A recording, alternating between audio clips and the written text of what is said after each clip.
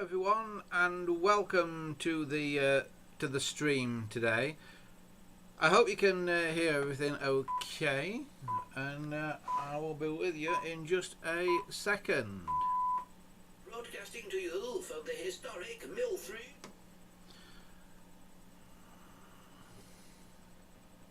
Hello everybody, and welcome to the show.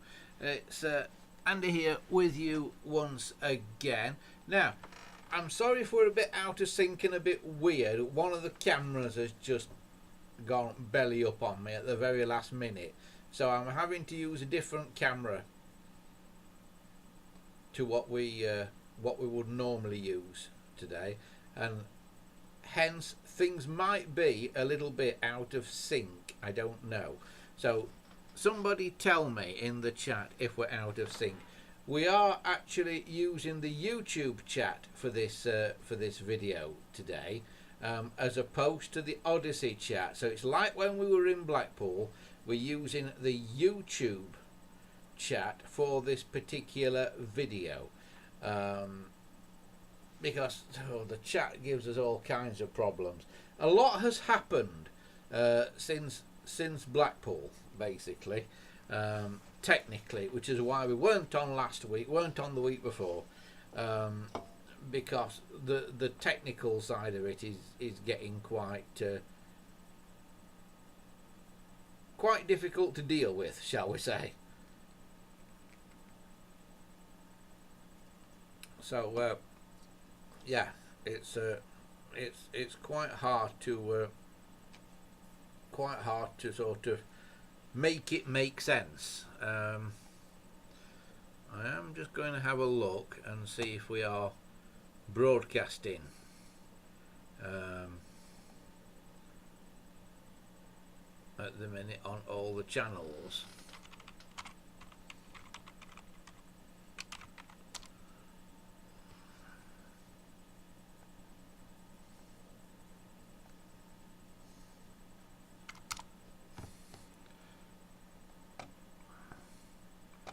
Just waiting for it to come up.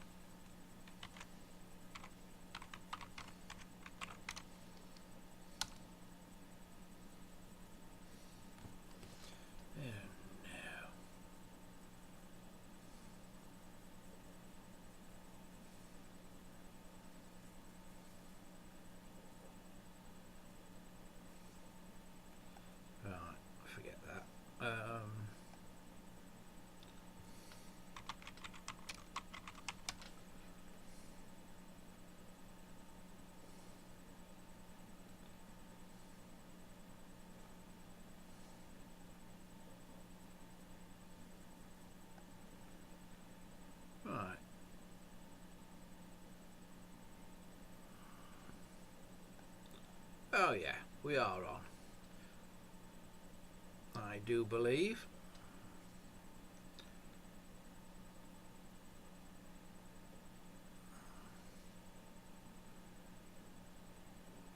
Right, and we have got people in the Odyssey chat by the looks of it.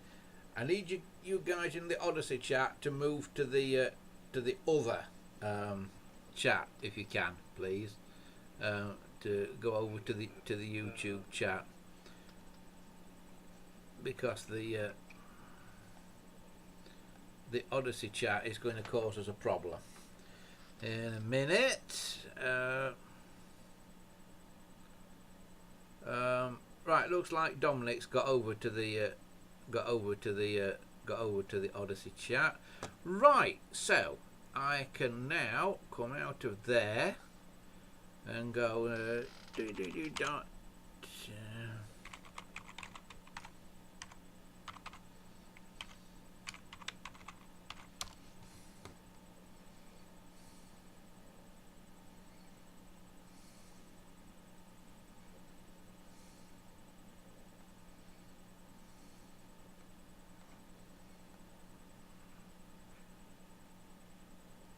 And here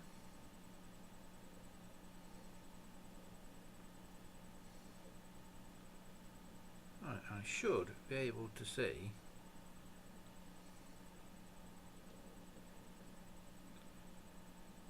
the chat. Right. Okay. Right. Let's have a look what's happening now then.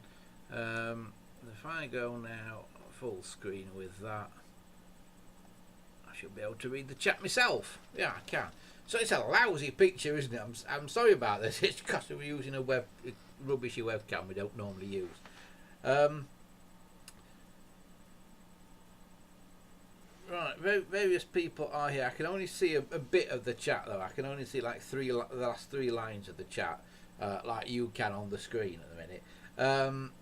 Christopher says, "Hi Andy, just bid on a Western Electric 2500 phone on Australian eBay, and the telephone is in Australia too. Cracky, that phone's gone a long way from America, hasn't it?"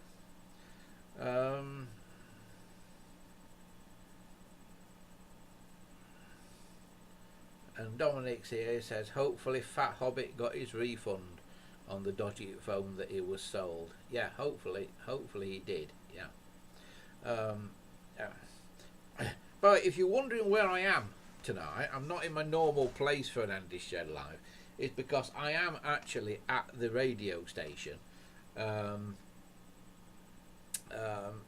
Plesley Vale. I am at PVR. For those of you who don't know, who will maybe watching this after the event and just typed in how to start a radio station, you found this stream after the event. Basically, PVR is a online radio station, but it is built properly as a physical station, with a proper physical studio that we've got here. That I started kind of as a lockdown project, and it's about to go to air now. We've got basically everything here. You can't see it at the minute because I'm using this rubbishy camera. I was hoping to be able to use the handheld camera that we used in Blackpool a few weeks ago, to be able to show you all the controls on that. But next time, perhaps next time. But at the moment, it's all up and running.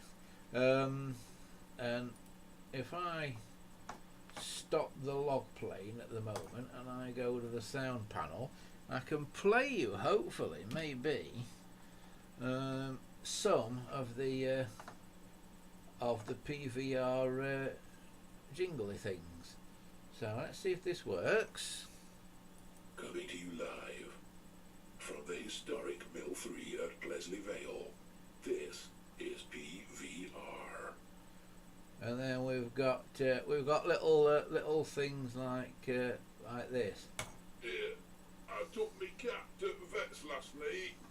I couldn't do no wait. I said to the vet, veterinary, my cat's climbing up walls, it's climbing up curtains, it's making a mess in corner of the room. Can they tell me what's wrong with it? Vet said, is it a Tom? I said, no, veterinary, it's here with me in this basket. This is PVR. And we've got all sorts of things. We do a thing called Fact or Fiction.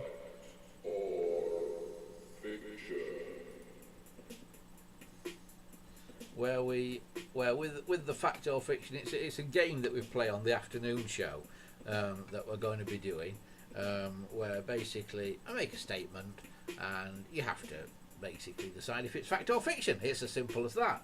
That's the afternoon show thing that we play.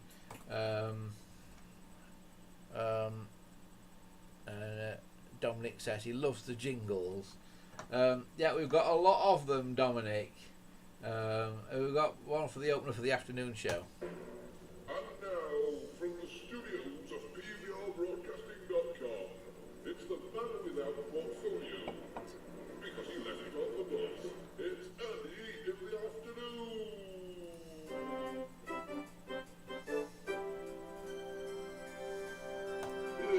My mate Malk, he went for a new job. He went to work on railways as a signaller. They said to him, now Malk, if you've got a up train up down track and a down train on the up track, what do? Malk said, I press this little button over here and the signalers down the track will sort it out. They said, very good, Malk. Now, I'll ask you another one. If you've got a down train on the up track, an up train on the down track and a stopping train in the station, what do? He said, oh, that's easy. I ring this bell over here and then I press that button that rings that buzzer and then the signalers down line will sort it out. They said, very good, Malk. One last question. If you've got an up train on the down track, a down train on the up track, a stopping train in the station, and an express train coming through, but there's a broken down train in front of me that's going nowhere, what do you do then, Mal? Mal said, I ring my brother. They said, that's not right, Mal. Why on earth would you want to ring your brother? Mal said, he's never seen a train crash before. So we can do things like that with it, and that is what they call manually firing carts off a cart wall on the software. The software that we use for the radio station is a thing called Rivendell, which is really hard to find online, because when you type in Rivendell, it just comes up with loads of Lord of the Rings stuff. But if you type in Rivendell radio automation, then you will be able to find it. Arthur says, I have seen a train crash before. Oh. Hopefully you weren't on it, Arthur. Yeah. So that's how it works anyway. That's how Rivendell and things work. So yeah. And it does a log as well. What it does when it's running in auto mode, it generates a log. We actually generate the log in advance for 24 hours.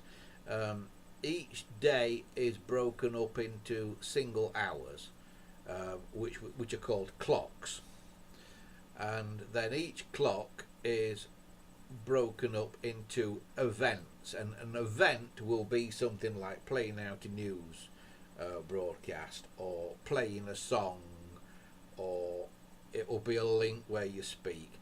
So you put lots of events into a clock, then you give that clock a name, like show first hour or something like that, and then you can fill your day either with that same clock, and it'll generate a new version of that clock using different music in the slots, all the way through, or you can have a different clock for every hour of the week.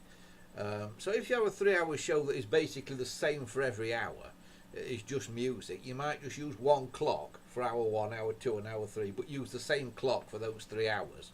And when Rivendell generates the log for the day, it will use the same clock, but it will put different music in where it wants music in the spaces in the clock. It's a very powerful piece of software. So it generates these logs using all the clocks for each day, and you set up each day what clocks you want to use for each day of the week, Monday through Sunday, and then every time you generate a log for a day, it knows what day it is, it knows what clocks it's got to use for that day, and then it generates a log, a big list of all the things that are going to be happening that day, all the music that's going to play for that day. And it's clever enough that it knows like not to play 2 songs by the same artist back to back and stuff like that. So the computer selects all the music that we play on PVR. So we don't select it. We can have a bit of a say in that. We can say, in my show, only select from this batch of songs. And then in somebody else's show, they can say, just select from these songs. So let's say somebody comes in and does a country music show. They'll say, just select from these songs, and all of those songs will be country songs. And then somebody comes in and does a rock show and say, just select from those songs, and those songs will be all rock songs. But the actual presenter doesn't pick the songs. He just picks the group of songs that the computer can pick the exact track from. and that's how we make sure we never play the same two songs back to back.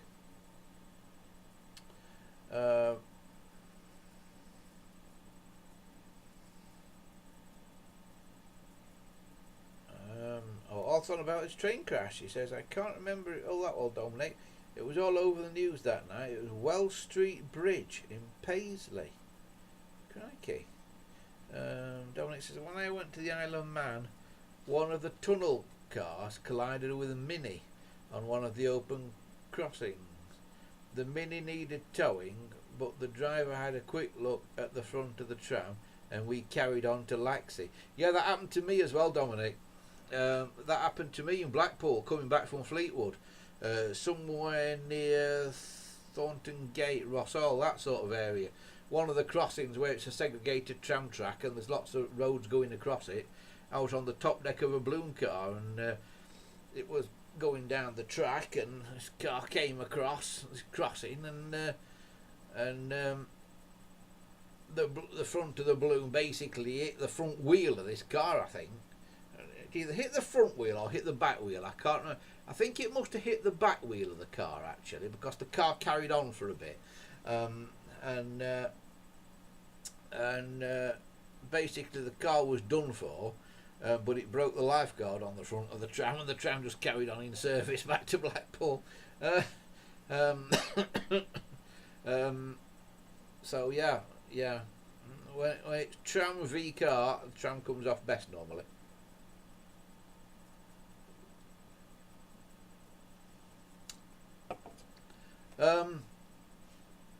What was I saying? Oh, the radio station stuff. Yeah, we use a piece of software called Rivendell, which is free and open source. If anybody wants to play with it, you can download it.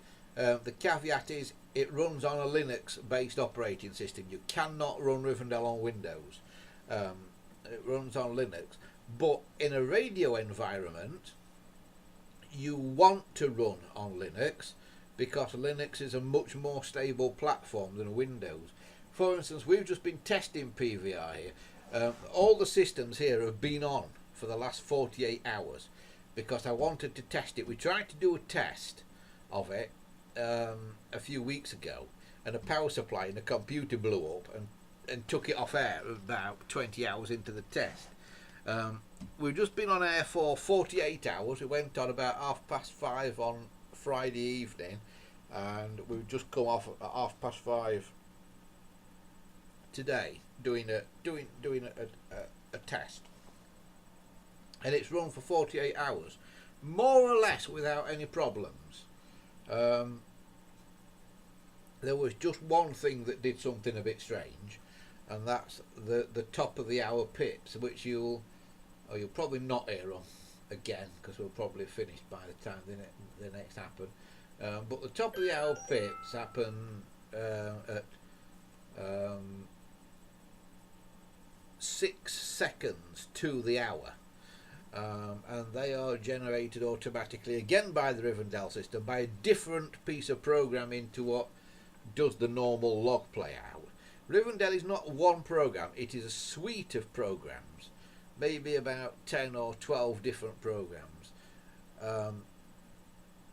that you run these different programs when you need them. The one you kind of run all the time is what they call RD AirPlay, which is the thing that takes the logs that you've generated and then actually plays them out. And then there's another thing called RD Catch, and what RD Catch does is that that is the thing where you can have timed events that happen at the same time in a 24-hour period, or any time in a 24-hour period that you specify, and it basically downloads and uploads things. So, for instance, at quarter to the hour, every hour, RD Catch goes over to our news provider and downloads the news that is going to play out on the top of the next hour. So let's say, what is it now? It's nearly 7:20 in the evening now. at 7:45, RD Catch will automatically go to the news provider, download the 8 o'clock news broadcast, and insert that into the log so it plays out at 8 o'clock. RD Catch can also record shows that you're doing live. Let's say I do a show between 2 and 5 in the afternoon. If I was to do that show live, RD Catch could automatically record that show, and if we wanted to, then it could upload it to the website so people can listen to it later as a podcast. It's very powerful. It can do all kinds of things. We don't do that. We don't have a way of people listening back to shows as like a podcast, and the reason is all to do with licensing. If you are what they call a webcaster, whereby people can only watch or listen to a thing as it goes out, and they can't stop it or rewind it or pause it or if you're just a webcaster, the licensing that you require from the Performing Rights Society and all that, the licensing is cheaper than if you are also providing like a podcast service, because if you're providing a podcast service, they want more money off you, basically, for the rights for the people who have made the music and stuff, even if the music is a very small part of the podcast.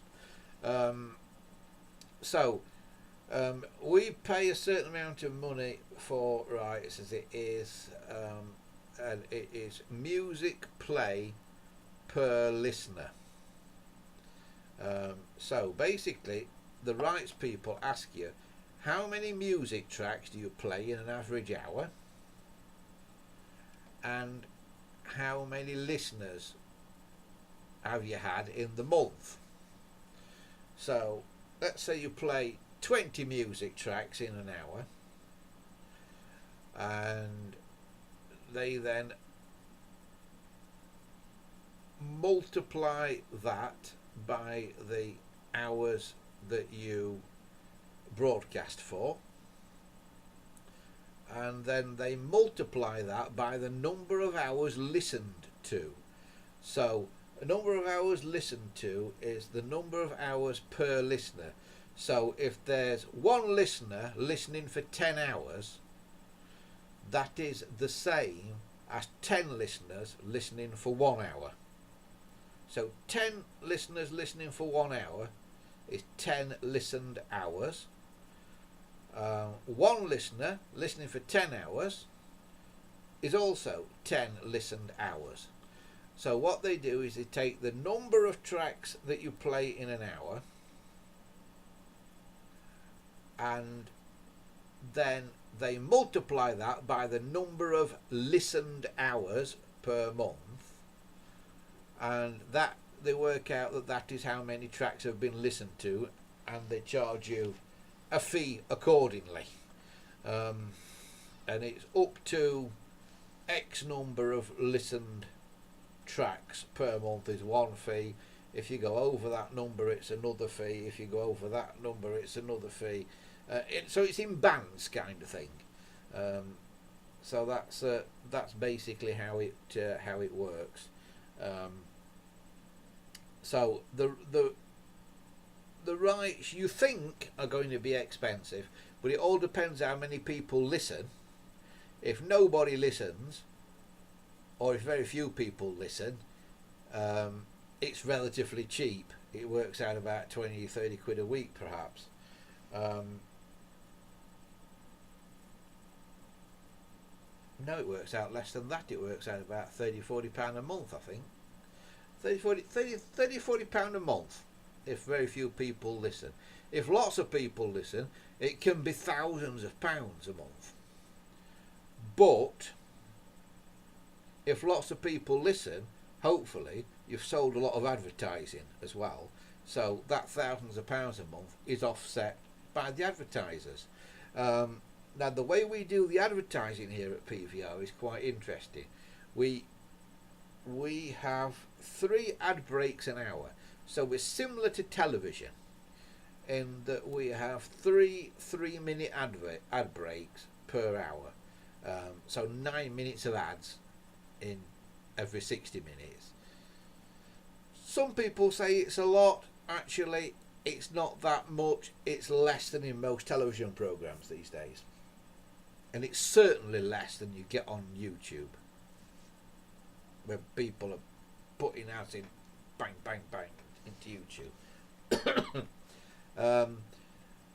When you also add into the ad breaks the fact that we have a news broadcast and weather and stuff like that, then basically an hour-long show actually runs for the actual content of the show runs for 48 minutes out of that hour, because there's 2 minutes of news, about a minute of weather, and then 9 minutes of that. So that's 12 minutes in total that are not the actual show content.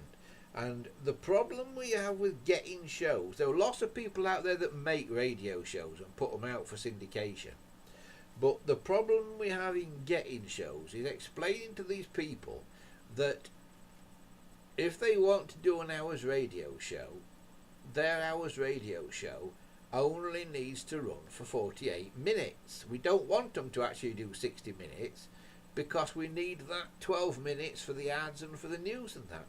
And to me, it's a really simple thing to understand, but to a lot of people that are sort of sat at home or in their home studios and that, making these programs, they just don't seem to grasp the content of it. And I've had to turn down loads of really good shows that we could have put out because they're like 58, 59, 60 minutes long, and they're just too long. They just don't fit in any way into what we do. We can't fit them in. We'd have to cut a bit off. And editing takes up a huge amount of time. And if I'm doing, let's say I do 10 hours of syndicated shows a day to run in the overnights or something like that, and I've got to edit them all, to like edit 10 minutes out of each show, there just isn't enough hours in a week. If I was editing all day, every day, I couldn't edit 10 hours of audio per day, every day, for every week. So we just can't run those shows that need editing because with it basically just more or less being me doing the editing at the moment, there's just not enough hours in a week. Even if I just sat and did editing and nothing else, I still wouldn't be able to do it. Which brings me round to the next thing, in that we need people. We are looking for volunteers to come and help run the station. So if ever you fancied having a radio show, and you're anywhere near us, and we are near but not in Mansfield in Nottinghamshire. We are actually on the Derbyshire-Nottinghamshire border at a place called Plesley Vale, which is about 5 or 10 minutes drive from Junction 29 of the M1 motorway. If you fancy coming along to the studios and doing a show in the studio, we're all for that. We're all for people doing live shows.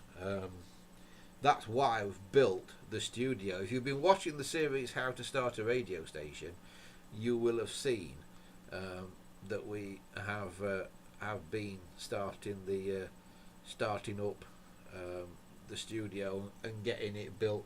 And I just kind of wish I could show you it now. I wish I could turn this camera around, which I can't. But if I could turn this camera around, you would see a properly built radio station. We've got a broadcast switcher and mixer here in front of me, which is made by Soundcraft, who have made mixers. Anybody who's ever mixed any audio will probably at some point in their life have used a Soundcraft mixer, at least in the UK anyway. They make everything from little mixers you might have at home, to massive multi-track recording studio mixers, to these broadcast mixers. This is a Series 10S. This one. Broadcast mixers are a little bit different technically to the kind of mixers that you might use in a recording studio. They're not majorly different, but they are a little bit different in terms of their functionality and that. So if you're starting a radio station, you can do it with like a studio mixer, with like a recording studio mixer or a mixer you might have at home. You can do it, but it makes it easier to do, and you can do more with it if you actually have a dedicated broadcast mixer. And I did radio shows at other stations, mainly community stations, and one of the ones I did shows at was a station in Doncaster, or just outside of Doncaster, in a little town called Thorn, called TMCR, and they had a Soundcraft mixer, and I was very, very impressed with it. So I searched and trolled for one. It's an analog mixer, there's nothing digital about it, it's an analog mixer. They don't make them anymore, but I managed to find two that were being decommissioned from a radio station on eBay, and I think it was a station up in Leeds. So I drove halfway to Leeds, and the guy selling them drove halfway down, and we met at a service station somewhere to sort of swap over. And I got two of these mixers, one of which was theoretically working, and the other one had got a few panels missing out of it, a few cards missing out of it. So I've used one for spares and made a really good one from the working one, but I have put some extra microphone inputs on that out the other one. So I've made a really, really good one out of the two. Dominic says, do you have any cassette tape inputs?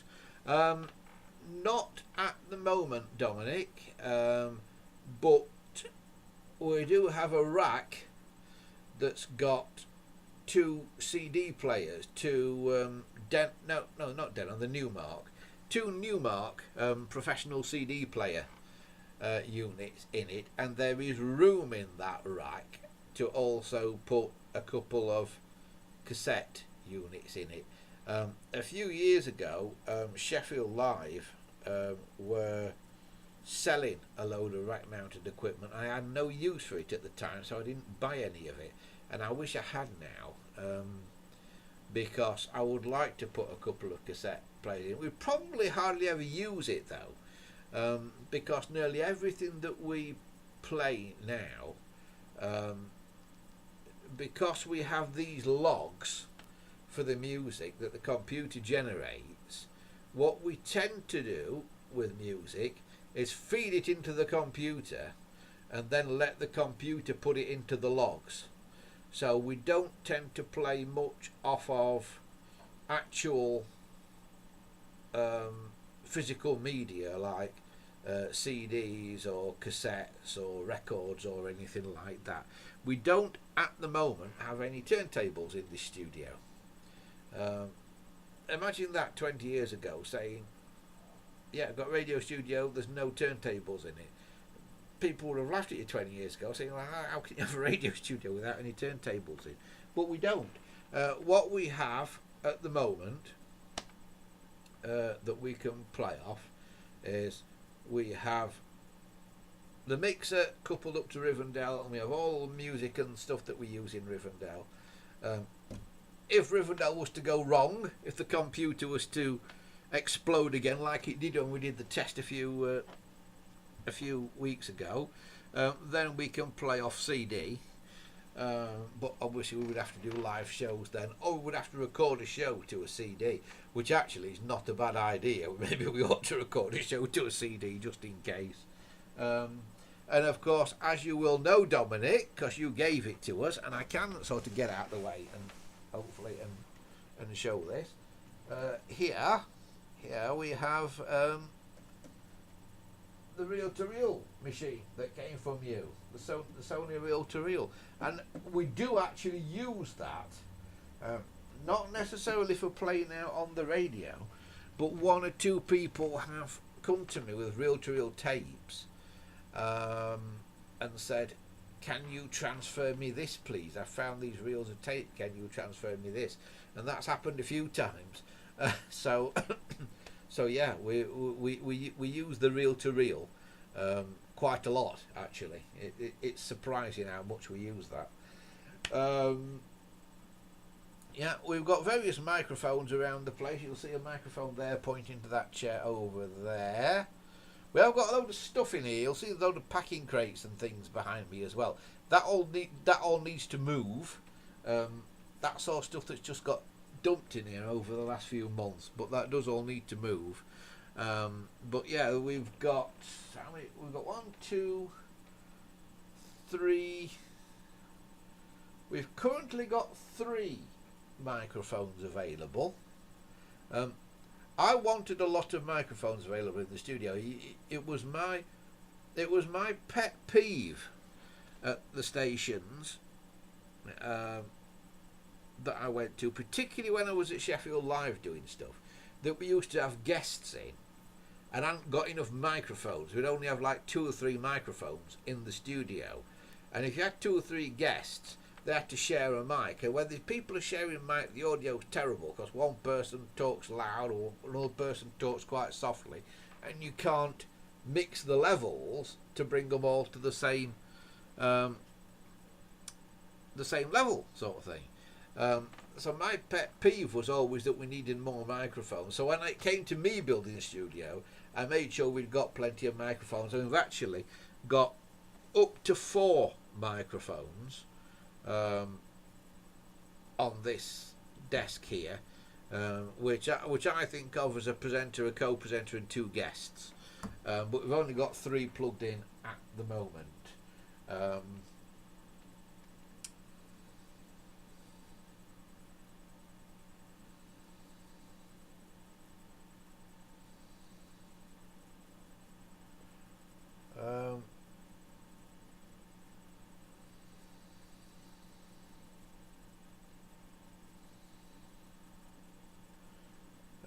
Dominic says, I may well transfer my Blackpool tape to 1/4-inch tape to send in, if that's easier. It's not particularly easier, Dominic. We can ingest basically any kind of audio file that you send us. But yeah, we can do tape.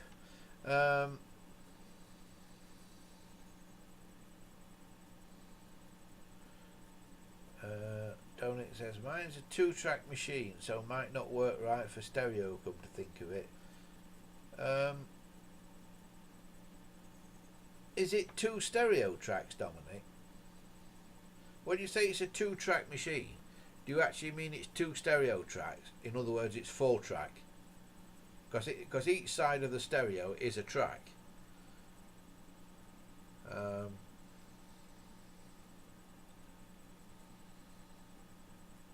Arthur says, did you get your mystery packages, Andy? Yes, I did, Arthur. Thank you very much. I did get my mystery packages. Unfortunately, I've not got them here with me because I'm not where I normally am. But yes, I have received them, and I'm working on putting one of the things in one of the packages back together, because you sent me a half of something, didn't you? I'm not going to give it away on here what it was, but you sent me a half of something, or something with some bits missing, and I'm now looking for some of the other bits to put it back together. But yes, I did get them. Thank you, Arthur. I'll tell you one thing that did arrive for one of these mystery packages. that's a brilliant thing. There's some little magnetic cable clamps that you stick onto something, then you open them up on a little hinge, put a cable in, then shut them again. The little magnet holds them shut, and they are brilliant. Most brilliant device they are. By far the best way of securing a cable I've ever seen, because you can just open it and take the cable out and when you want and just put another one in. It's really good. Dominic says, my reel-to-reel tape deck is set up for single way play, i.e. half of the width of the tape is dedicated to one channel.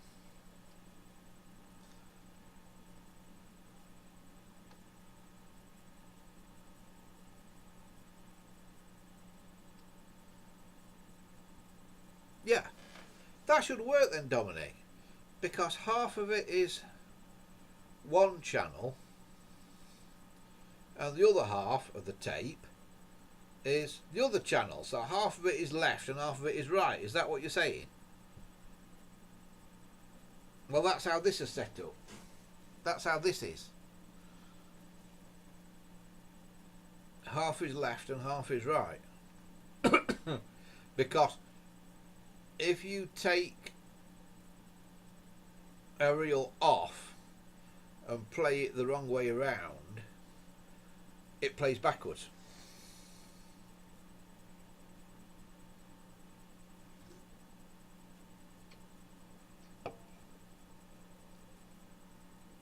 Dominic says, are you the mystery phone bit sender, Arthur?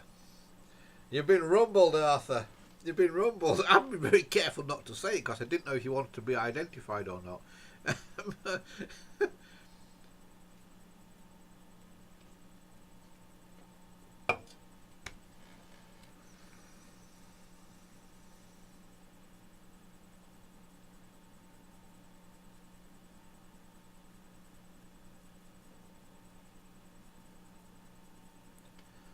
Dominic says, I forgot it's interlaced compared to cassette, which splits it differently.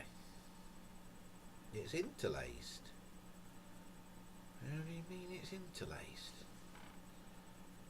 I take interlaced to mean there's a bit there and a bit there and a bit there and a bit there and a bit all on top of one another.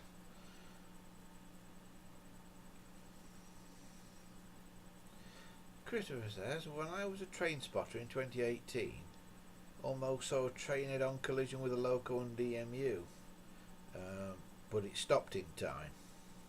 Crikey. Yeah, there've been one or two, haven't there? There have been one or two. Does the Coronation Street tram crash class as seeing a crash? It was fascinating when Coronation Street had its anniversary episode and they had the tram crash.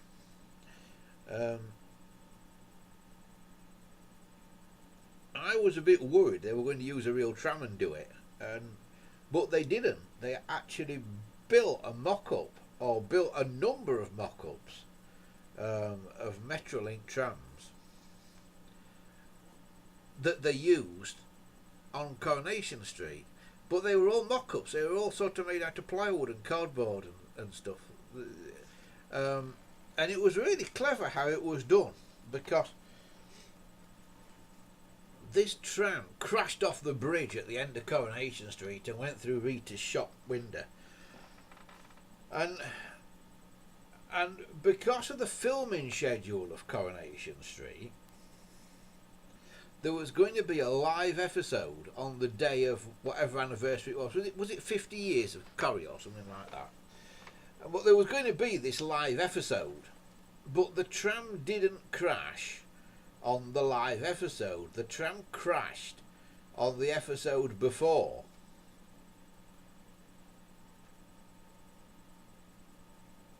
I think. Yeah, I think the tram crashed on the episode before, and the live episode was the immediate aftermath of the tram crash. And because of Corrie's filming schedule, the actual tram crash event where the tram went off the bridge was filmed weeks and weeks before the live one. and because of that, they filmed, let's say a month before the live, they filmed this tram crash and it demolished half of Coronation Street. But then they had to film episodes that were going to go out 1 or 2 months afterwards of a rebuilt street. So they did the tram crash, then they rebuilt the street, took the tram away and all the rubble, filmed for about another month or so, and then put all the rubble back and demolished Arthur Eater's shop again and put the crashed tram back in exactly the same place, hanging off the bridge, and put it all back again. So they recreated the accident again for the live show, and then whipped it away the following day to carry on filming. And although it looked like a scene of carnage and everything would sort of rubble and half demolished house and that, it was actually all done really carefully. And the tram that they'd built, they had ways of sort of securing it so it wasn't going to fall, because it was like off the bridge and things. And and they had ways of moving it and taking it apart and doing with it, and they did all kinds of really, really clever things. And although it looked like the street was in bits, it really wasn't. It had been surgically taken apart, like every brick more or less put in a given place where they knew where it was, so they could put those bricks back there again. Second time, it was quite clever.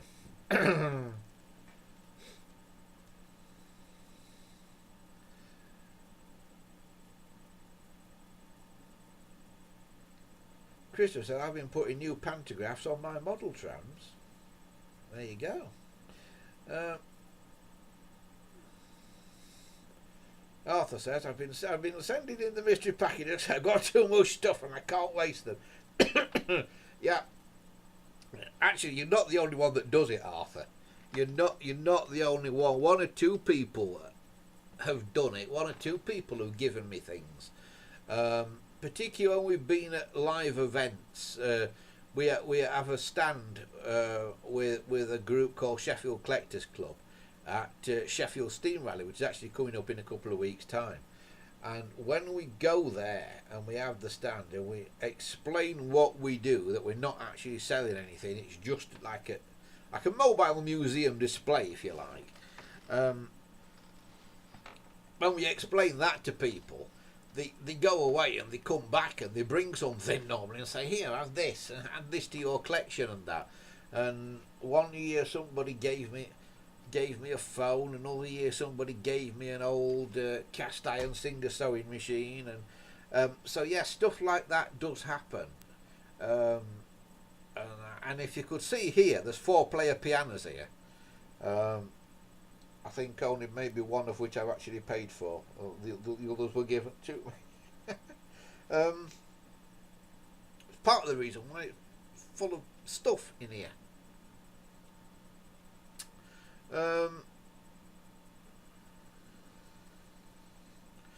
Dominic says, just to prove how BT's VoIP service is no good in emergencies, we had a terrible storm on Friday night and the local substation was damaged. When the power went out, so did the phone line. Yep, that's what happens, Dominic. That's what happens.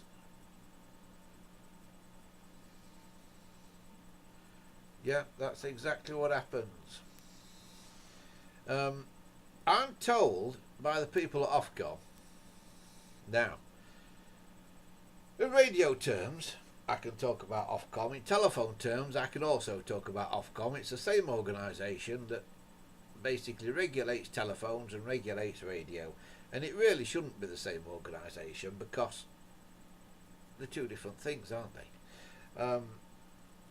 But when it comes to telephones, Ofcom tell me that if you want a battery backup of your VoIP system, then your provider should give it to you. So pester your provider and tell them that you must have a battery backup. And when they say use your mobile phone, say I've not got a mobile phone. Just take done and say I've not got a mobile phone. I need a battery backup because I need to be able to dial 999 on my phone all the time. Yeah, and get a battery backup system. The providers don't like handing them out because they cost money, but they should be doing it. VoIP is absolutely no good in emergencies.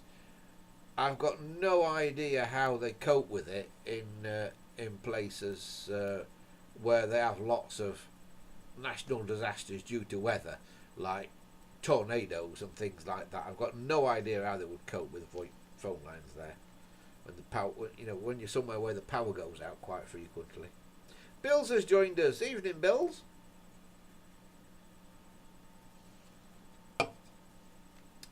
Welcome to the show. By the way, am I in sync? Is my mouth moving in sync with the sound or not? It's not here. It doesn't look like it is here. I feel we might be way out of sync. To show you how way out of sync we are, I'll do this. Was that out of sync? It certainly looked out of sync here. It really did. Yeah. Bill says just a few seconds after, but you're okay. Yeah, the reason is it's always out of sync with the video. Gets encoded at a different rate to the audio, and on the system I normally use, when we're back at base, I have it done so the audio is delayed a bit, so it matches up with the video. I have it set up, but this is a new computer, and I've not set that up yet here. Because when we've streamed from here before, I've normally done it on my phone, but I'm actually doing it on a proper computer in OBS here, and I've not set up the delay on the audio that I should have. So that's why it's out of sync. So it's one of the things I've still got to do. I've still got to tweak this quite a lot, including getting a better camera than this one, because this is a proper potato vision camera. This is. Dominic says I've got to head off now. All right, see you, Dominic. Have a good evening and week and whatever. Christopher says I've been watching Terry and June and the Carry-Ons. Lots of vintage telephones in them. Yeah, they wouldn't have been vintage at the time though, Christopher, because Terry and June and the Carry-Ons are old, aren't they? Christopher also says I have a petrol generator for power cuts to run my home power, to run my VoIP NBN line. Yeah, that's a way around it. That is a way of doing it. I have a generator to provide your home power. Stupidly, I've got solar panels. What do you think of this? I've got solar panels. Had solar panels put in at great expense, let me tell you. But over the lifetime of the panels, they will more than pay for themselves. So it is a good investment. But believe it or not, even when you've got solar panels, it does draw a bit of power from the grid. And if you have a power cut on the national grid, the solar panels don't work. How stupid is that?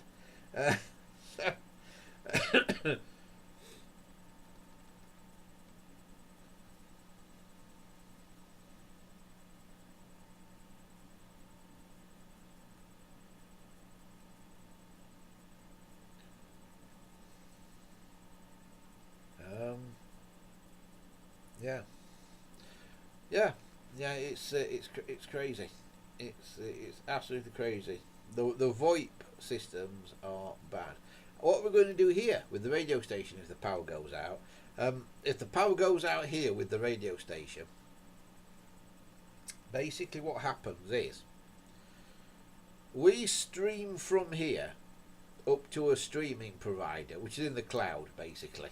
So it's an internet server somewhere in the cloud. And on that server is a piece of software called Centrovacast.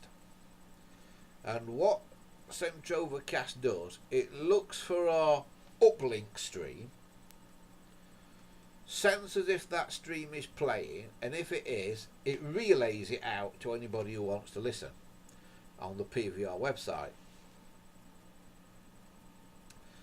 If it senses, however, that the stream is not playing, then Centrovacast has a selection of audio tracks on a list there, and it will play those instead.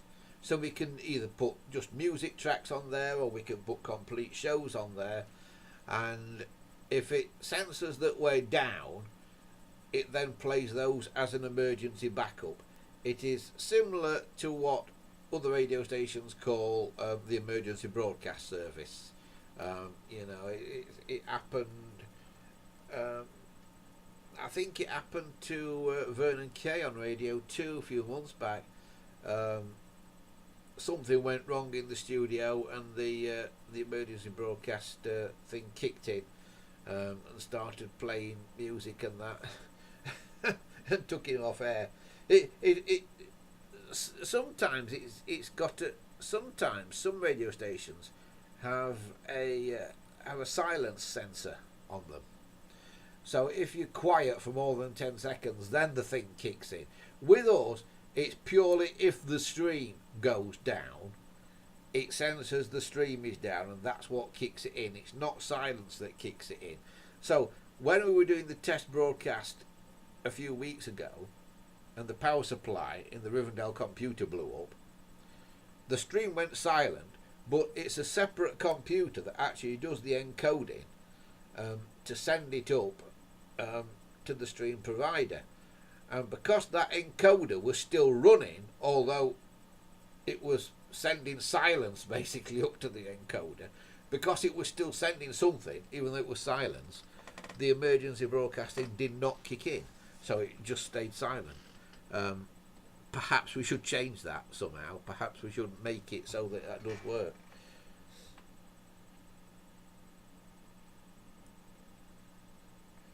So he said, how is the switchboard coming along, Andy? On the case you fixed, what was the glue called? Oh, it's Bills. Bills has asked that. Yeah, Bills. It wasn't glue, it's acetone. It's pure acetone, which is generally nail varnish remover. You used to be able to get it from the pound shop, but be careful, because some pound shops that you go to sell pure acetone, they actually call it 99% pure acetone, because they're not allowed to call it pure acetone, just in case anything got into it in the manufacturing process. So they call it 99% acetone, but it's near enough. But some of the pound shops sell something that is far less acetone, and it's also, if you look at the list of ingredients, got something called aqua in it, i.e. water. So basically they've watered it down, and that doesn't work because it's too watered down. But so you need 100% acetone. I'd say probably buy it off eBay. It's probably cheaper to buy it off eBay. You get a bigger bottle, and you use a little paintbrush and paint that onto both edges of the plastic that you are wanting to join together. And if it's the right sort of plastic, an ABS, which most phone cases are made out of, is the right sort of plastic, it melts the plastic. But you've only put a tiny amount of acetone on, and also acetone evaporates very, very, very quickly. If you spill it, it's a bit like methylated spirits. If you spill a bit of it, it just goes thump and disappears. So what you do is you paint some acetone quickly onto both sides of both edges of the broken piece of plastic that you want to put together, and then very quickly, and speeds of the essence, the acetone will slightly melt the outer layer, of those two edges of plastic. So as that melts, you have to push them together, and it effectively welds together. The acetone evaporates while you hold it together, and it forms one piece of plastic again. It melts the two pieces of plastic together effectively. There's the pips. That's broadcasting to you from the historic Mill 3 at Plesley Vale. This is PVR. From the Sky News Centre at 7. Yeah. That said from the Sky News Centre at 7. I know it's 8, but we're just doing a test thing, and the news is an hour behind because we're just testing it at the minute. But they were the time pips that we did. Yeah, what was I going to say? Yeah, so the acetone basically melts a very thin surface layer of the plastic, and then that is what you bond together. So you're not using any glue, you're actually doing it with melted plastic. So there's no foreign body in the joint in theory. When it's joined together, there is no foreign body holding it together, i.e. glue. It is that half is ABS, that half is ABS, and what is holding it together in the middle is also ABS. So you've effectively welded it together. So it's more akin to welding than gluing. It's welding without heat, basically. Could you use it on Bakelite? No, it doesn't work on Bakelite. Bakelite is impervious to most things. It doesn't melt. If you find a way of melting Bakelite, let me know. Yeah, it's one of the oddball things about Bakelite, and when I say Bakelite, I mean Bakelite. Ivory phones are not Bakelite, and red and green phones are certainly not Bakelite. The only phones that are Bakelite are basically the ones that are dull coloured, so black or very dark brown. They are the only ones that are actually made of Bakelite, because you could only make Bakelite in basically fairly dark colours because of how it was made. It involves sawdust amongst other things in Bakelite. So yeah, there's very little that will touch Bakelite. Yeah, if you put some acetone on a bit of Bakelite, all it'll do is clean the dirt off the surface. It won't actually melt the Bakelite at all. If it does melt it, it's not Bakelite.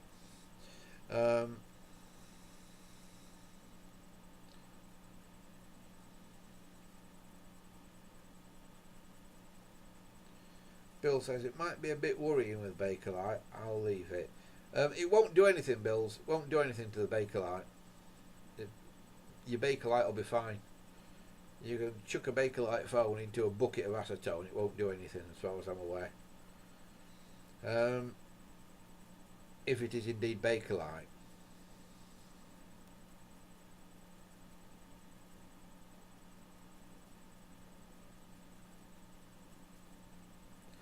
Bill says Leo Bakerland shows his formula for anyone interested. Google him.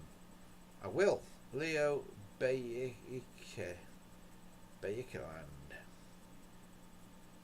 I'll give that a go, Bills, later. I'll try that. Yeah. So yeah, that's basically the size of it. But yeah.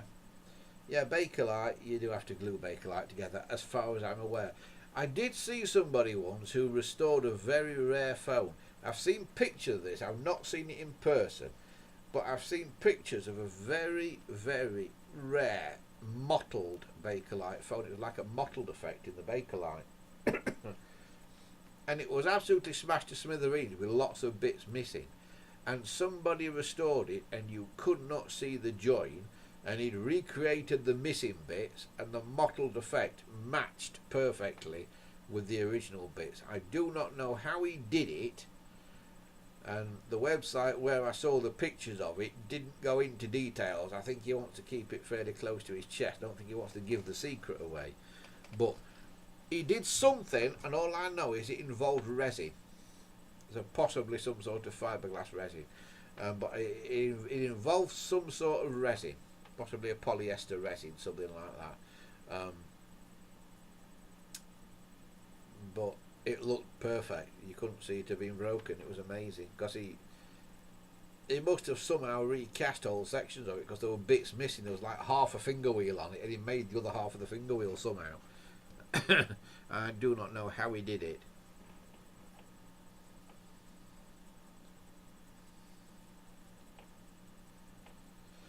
Christopher says, I do have a 4G backup home phone line. Don't use the VoIP line, and my backup phone line as a backup 12-volt battery to run it in a power cut. Sounds like you're prepared anyway, Christopher.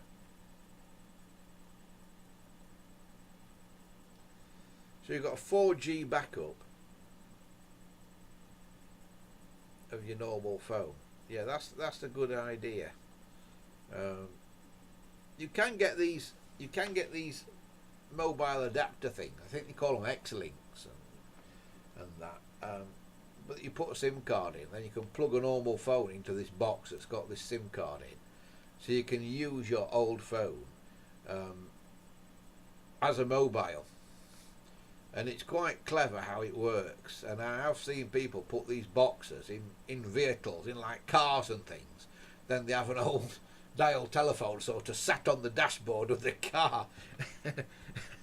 And it's fully mobile. Be good for people on boats, I think. That, you know, if you live on a canal boat or something like that. Having recently acquired a canal boat, might be doing that. Yeah. Right.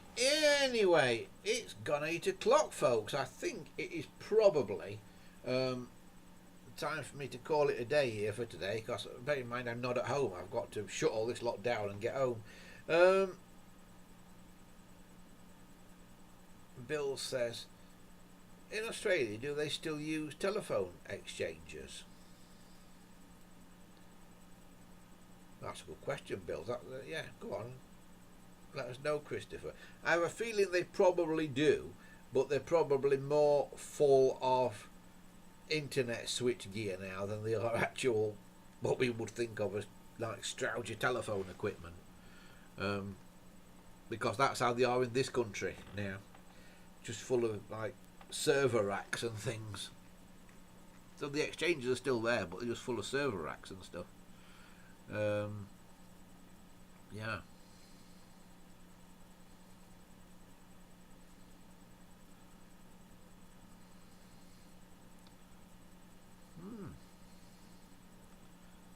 Cool.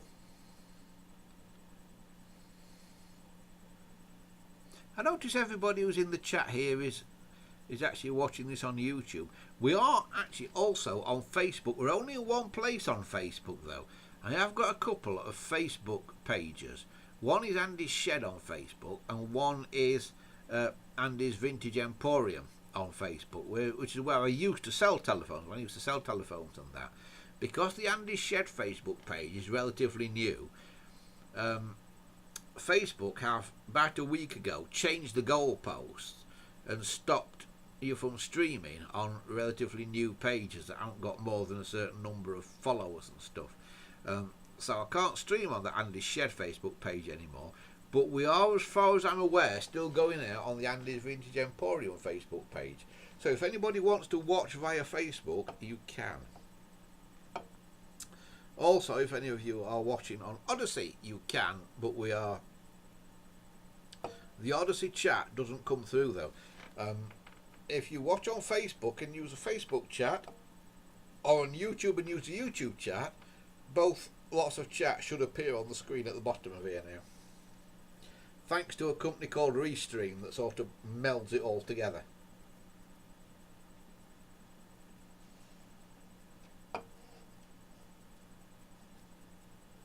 Bill says, are you on Instagram? I have my GPO page there. No, I'm not, Bill. To be honest, I'm not very good at social media. I just get really fed up of social media. I hardly look at Facebook, to be honest with you. I just really don't have the time for social media. Really don't have the time for it. The one I used to use a bit was Twitter, because that was nice and simple, and I may go back to using Twitter. But Facebook is just awful, because you have to wade through so much nonsense to get to the thing that you want, and then somebody will post something on Facebook. There'll be a load of comments, and you want to read the comments, and it'll only show you what it thinks is the most relevant. Well, I want to see them all in order, so I have to click a button every time to go show all comments. And it's such a faff to use Facebook that I really, really dislike it. Christopher says, yes, we still have telephone exchanges with Poles and DTMF in Australia, but not for long. Going VoIP there as well. It's just a massive retrograde step, all this going VoIP business, because there's the problem of if your power goes out, your telephone dies. But there's also the problem of you pay for bandwidth for your internet, and if you're putting your phone calls down the internet, then it's another thing going down your internet bandwidth that doesn't need to.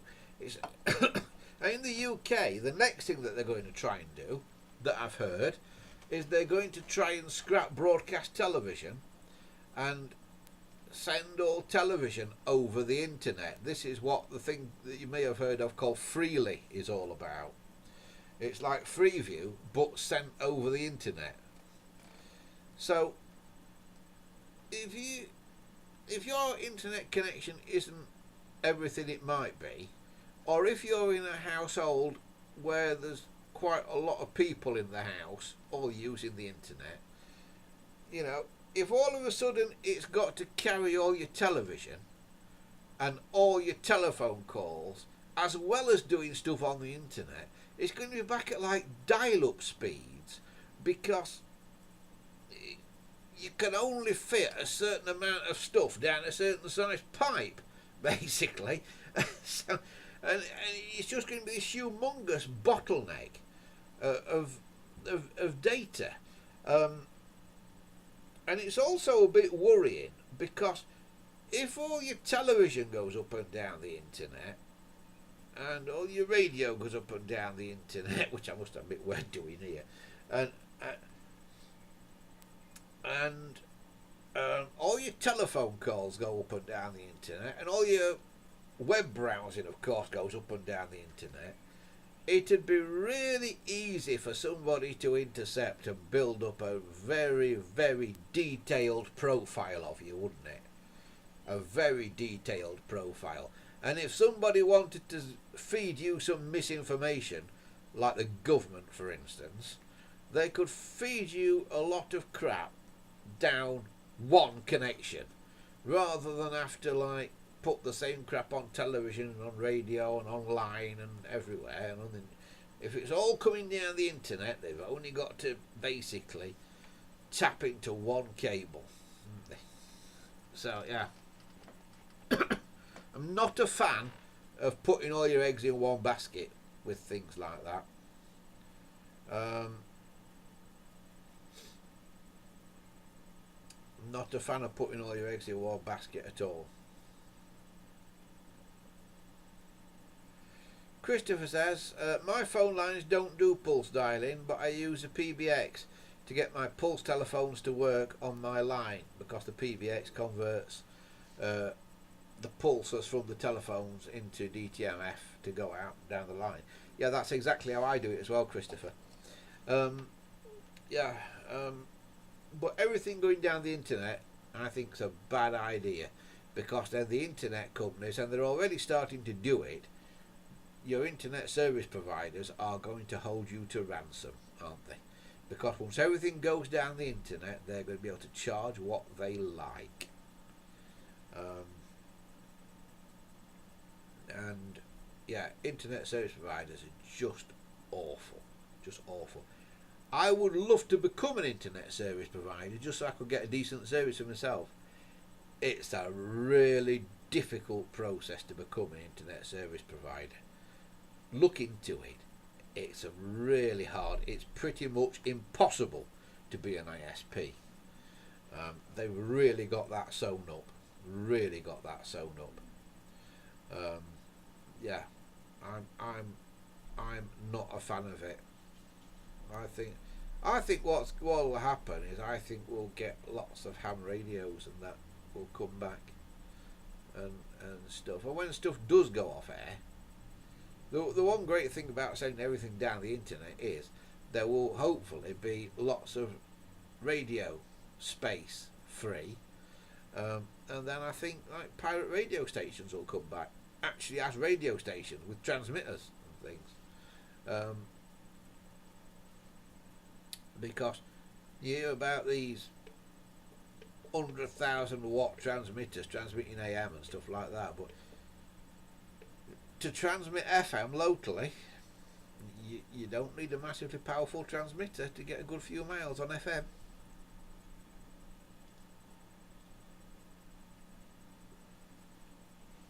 The modern FM transmitters in a box about yay big. You know, in fact, there's lots of little YouTube videos on how to build an FM transmitter, a small, low-powered one. But all you have to do is scale it up.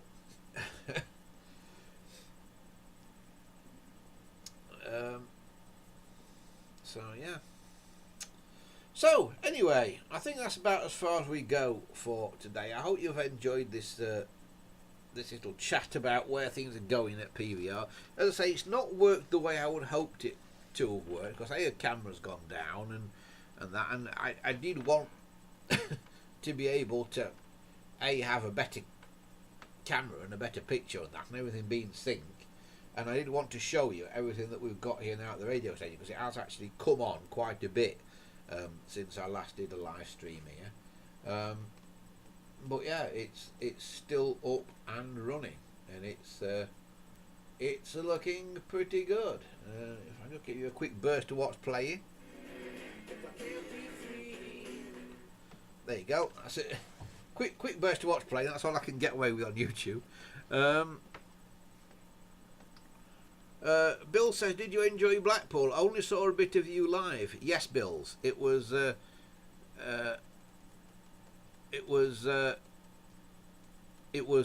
very good.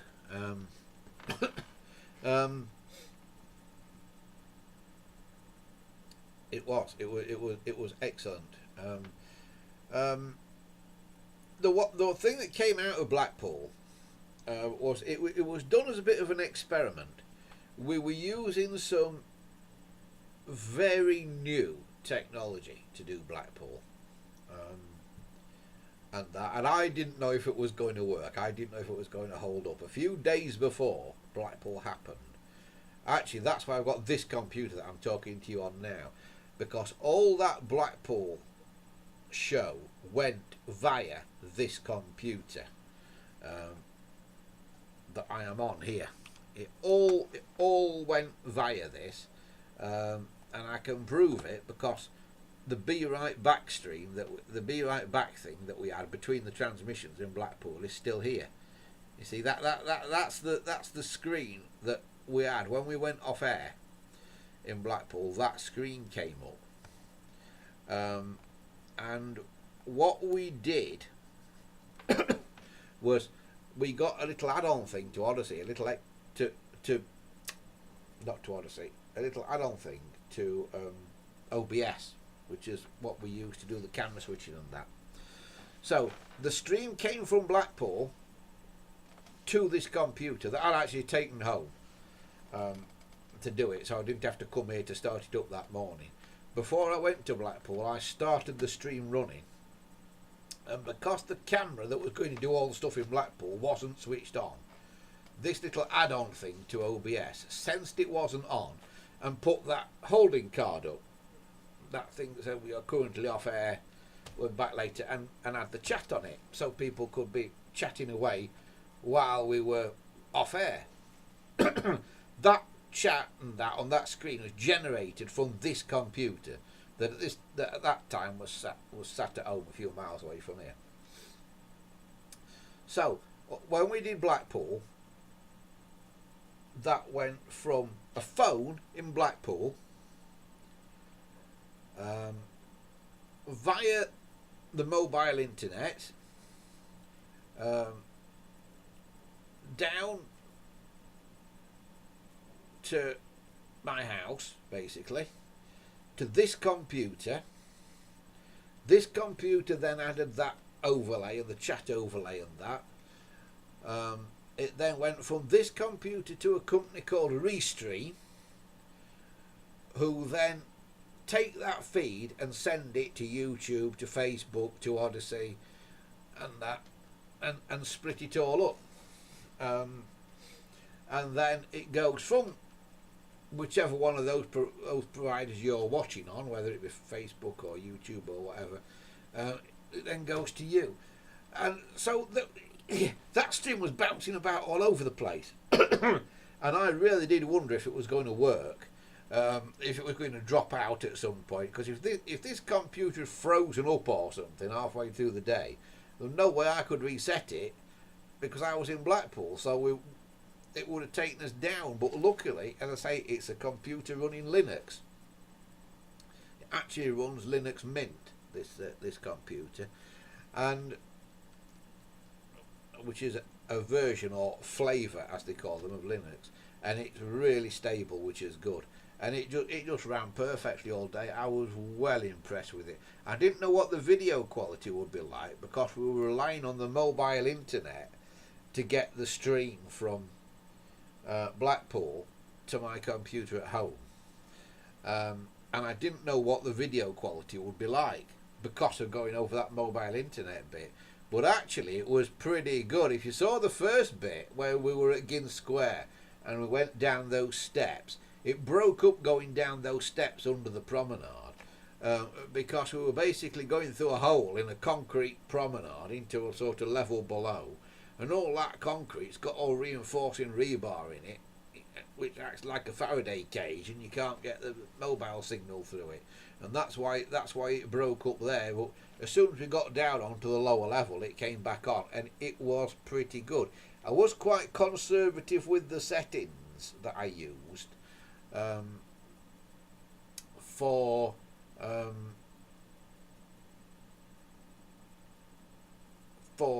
kind of setting the bit rates and things. Which is why it was a little bit choppy at times. It was, it was a bit jittery at times. But if you did a freeze frame on it, the actual quality of each frame was pretty good. So I was quite impressed with it. If you're not seeing it, big day out in Blackpool on the channel, and but a lot of it is just a holding screen, because we would do a little bit somewhere in Blackpool. We'd be on for 10 minutes, half an hour maybe, and then we might be an hour while we repositioned to get us somewhere else, or while we went to do the next thing. And we didn't really know what we were going to do as well. We got some ideas of things to do that day, but a lot of it involved the beach. We wanted to walk out to a shipwreck that's on the beach. It's been there for about 100 years or more, and we thought that would be good. We thought we should be able to get a signal from out there, because there's nothing around us, and wanted to do that. Got there and the tide was in, so it was underwater, so we couldn't do it. But we went into Blackpool Town. We did a bit about the tramway extension, North Station, and we found a couple of old K6 phone boxes, and of course it was Gambo appeared for the first time. He's not here tonight, actually, is he? I wonder where Gambo is tonight.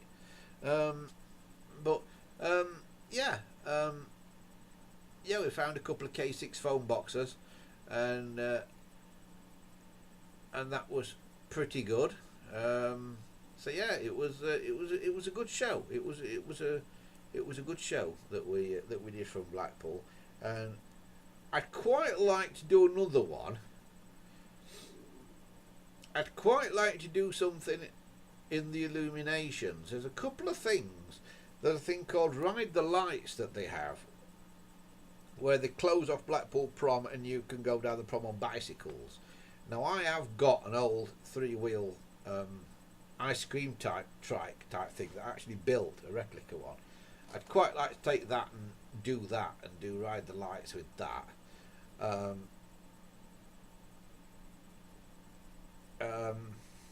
The other thing I'd like to do is a live through the lights on a Blackpool tram, because in, I think it was the 1950s, the BBC did it, and I think they did it for 2 or 3 years, and they did a live show from Blackpool where they went through the lights.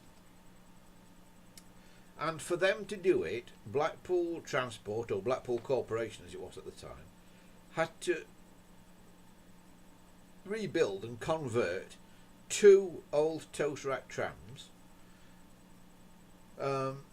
turned one into a television studio and one into a mobile generator, because it was huge, because it needed a lot of power. They had to couple these 2 trams together, mount massive studio cameras on them, and then drive them up the prom. And it involved these 2 trams coupled together and God knows how many outside broadcast units and things to get this signal back from Blackpool. So it was a massive undertaking, and now you can basically do it from a phone in your pocket, as we proved the other day. So I would quite like to remake what the BBC did, and there are photos. You can find photos of the Blackpool tram studios, that trams that turn into studios online. So I'd quite like to have a go at that and do that.